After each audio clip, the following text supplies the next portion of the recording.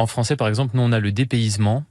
C'est quasiment intraduisible. Il y a très peu de langues où on peut rendre ça. En anglais, c'est impossible. En espagnol, c'est impossible. On va toujours trouver des formules pour essayer de faire comprendre ça.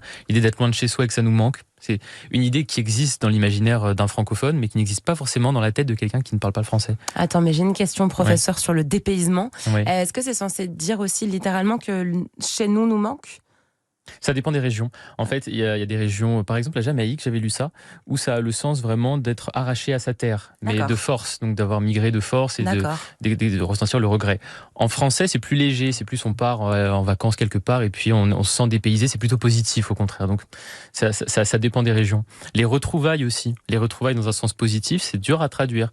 On peut dire meeting again, on peut dire reencuentro en espagnol, on se re-rencontre, on se retrouve, mais les retrouvailles avec la charge affective que ça comporte, c'est dur à traduire. Et puis dans l'autre sens, c'est vrai aussi. Par exemple, les Portugais, ça c'est quelque chose qui est très présent dans la musique brésilienne. Pour le coup, j'aime bien écouter la bossa nova et tout, c'est des rythmes que j'aime bien.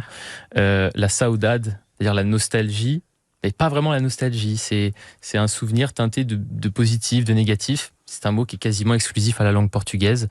Et un dernier exemple en allemand, on va voir si ça vous parle, que vous avez fait allemand LV1. C'est vraiment tourné vers Saint-Graal, le germanophone du plateau. Non, pas que.